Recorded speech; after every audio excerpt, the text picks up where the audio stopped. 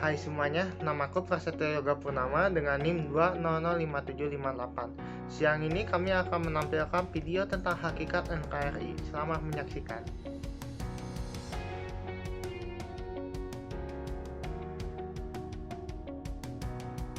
Saya Eldina Salsabila Putri dengan NIM 2005806 akan menjelaskan tentang definisi negara dan juga sejarah NKRI. Nama saya Duyanti Kandita Putri dengan NIM 2007180. Di sini saya akan menjelaskan mengenai sistem pemerintahan NKRI dan fungsi NKRI. Saya Medina Intan Ajahra dengan NIM 25928 akan menjelaskan tentang fungsi dan tujuan NKRI. Definisi negara. Negara merupakan suatu bentuk organisasi kesatuan yang dibentuk guna melaksanakan tugas-tugas tertentu. Negara merupakan suatu wilayah yang berada di permukaan bumi, yang memiliki kekuasaan baik politik, ekonomi, sosial, budaya, maupun kekuatan militer yang pelaksanaan kekuasaannya diatur oleh pemerintah. Selanjutnya ada sejarah NKRI. Proklamasi Kemerdekaan Indonesia terjadi pada tanggal 17 Agustus 1945. Indonesia menjadi negara yang berdaulat dan berhak untuk menentukan nasib dan tujuannya sendiri. Bentuk negara yang dipilih oleh para bangsa yaitu Negara Kesatuan Republik Indonesia. Dalam perjalanan sejarah, ada upaya untuk menggantikan bentuk negara, tetapi upaya itu tidak bertahan lama karena selalu digagalkan oleh rakyat. Indonesia mengalami beberapa kali pergantian bentuk negara. Mulai dari tanggal 6-15 Desember 1949 terbentuklah Republik Indonesia atau disebut juga dengan RIS.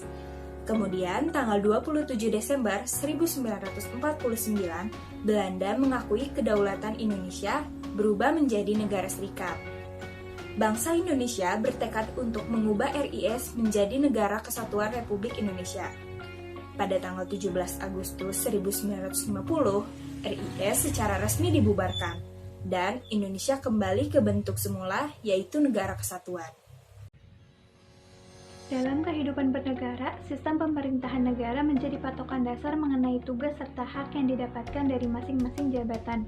Sistem pemerintahan adalah tatanan yang terdiri dari berbagai macam komponen yang saling berkegantungan satu sama lain untuk memperoleh tujuan serta fungsi pemerintahan sesungguhnya. Adapun sistem pemerintahan Indonesia dalam Undang-Undang Dasar 1945, yang pertama, bentuk negara kesatuan dengan prinsip otonomi daerah yang luas. Yang kedua, bentuk pemerintahan adalah republik, sedangkan sistem pemerintahan yaitu presidensial. Yang ketiga, presiden adalah kepala negara dan sekaligus kepala pemerintahan. Presiden dan wakil presiden dipilih secara langsung oleh rakyat dalam satu paket. Yang keempat, kabinet atau menteri diangkat oleh presiden dan bertanggung jawab kepada presiden. Yang kelima, parlemen terdiri atas dua bagian, yaitu Dewan Perwakilan Daerah dan Dewan Perwakilan Rakyat. Yang keenam, para anggota Dewan merupakan anggota MPR. DPR memiliki kekuasaan legislatif dan kekuasaan mengawasi jalannya pemerintahan. Yang terakhir, kekuasaan yudikatif dijalankan oleh Mahkamah Agung dan badan peradilan di bawahnya. Fungsi negara secara umum. Yang pertama, melaksanakan penertiban atau law and order. Untuk mencapai tujuan bersama dan mencegah bentrok di masyarakat, negara sebagai stabilisator. Yang kedua, kemakmuran dan kesejahteraan rakyat. Mengusahakan kesejahteraan dan kemakmuran rakyatnya. Yang ketiga, fungsi pertahanan dan keamanan. Menjamin tegaknya kedaulatan negara, mengantisipasi kemungkinan adanya serangan yang bisa mengancam kelangsungan hidup bangsa dan negara. Oleh sebab itu, negara dilengkapi alat pertahanan. Yang terakhir, fungsi keadilan, yaitu dilaksanakan lewat lembaga peradilan, seperti MK, dan lain-lain. Adapun menurut John Locke, fungsi negara dibagi menjadi tiga. Yang pertama, fungsi legislatif, yaitu untuk membuat undang-undang. Yang kedua, fungsi eksekutif, yaitu untuk membuat peraturan dan mengadilinya. Yang ketiga, fungsi federatif, untuk mengurus urusan luar negeri serta urusan perang dan damai. Sedangkan menurut Montesquieu, fungsi negara dibagi menjadi tiga juga, yaitu yang pertama, fungsi legislatif, untuk membuat undang-undang, yang kedua fungsi eksekutif melaksanakan undang-undang, serta fungsi yudikatif untuk mengadili dan mengawasi agar setiap peraturan ditaati. Fungsi NKRI menurut Van Vollenhoven, yang pertama ada Bestuur. Bestuur yaitu menyelenggarakan pemerintah. Yang kedua ada Respak. Respak yaitu fungsi mengadili. Yang ketiga ada Regeling. Regeling yaitu fungsi membuat peraturan. Yang keempat ada Politi. Politi yaitu fungsi keamanan dan ketertiban. Secara umum, fungsi negara bisa dirumuskan sebagai berikut. Yang pertama ada fungsi internal. Fungsi internal yaitu fungsi yang bekerja dengan cara memelihara perdamaian, ketentraman, ketertiban, dan perlindungan terhadap hak-hak yang dimiliki oleh setiap orang. Yang kedua ada fungsi eksternal. Fungsi eksternal yaitu fungsi yang bekerja dengan cara mempertahankan kemerdekaan negara. Dengan kata lain, negara harus berupaya untuk mengatasi segala ancaman dan serangan yang berasal dari luar negeri. Yang ketiga ada fungsi fakultatif, yaitu fungsi negara yang dapat diwujudkan dari peningkatan kesejahteraan umum, baik dari segi ekonomi, sosial, moral, maupun intelektual. Tujuan NKRI yang pertama, melindungi segenap bangsa Indonesia dan seluruh tumpah darah Indonesia. Yang kedua, memajukan kesejahteraan umum. Ketiga, mencerdaskan kehidupan bangsa. Keempat, ikut melaksanakan ketertiban dunia yang berdasarkan kemerdekaan, perdamaian abadi, keadilan sosial. Bagaimana sih cara menjaga keutuhan negara kesatuan Republik Indonesia?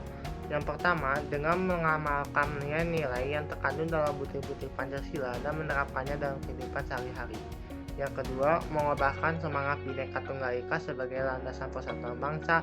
Yang ketiga, menjalankan kehidupan berbangsa dan bernegara sesuai dengan landasan konstitusional Undang-Undang Dasar 1945. Yang keempat, melaksanakan usaha pertahanan negara. Yang kelima, menghormati satu sama lain, yakni dalam suatu negara kita harus saling menjaga dalam bentuk hal apapun, menaati segala aturan yang telah ditetapkan, dan saling menghargai, baik dalam beda usia, suku, ras, budaya, ataupun agama yang dianut. Kita sebagai bangsa yang bijak harus dapat menjaga dalam membentuk kedaulatan suatu negara agar selalu tetap makmur dan berwibawa, walaupun adanya perbedaan antar pandangan, namun akan tetap terjaga apabila saling menghargai dan menerima pendapat lain. Yang keenam, menerapkan keadilan dalam suatu negara.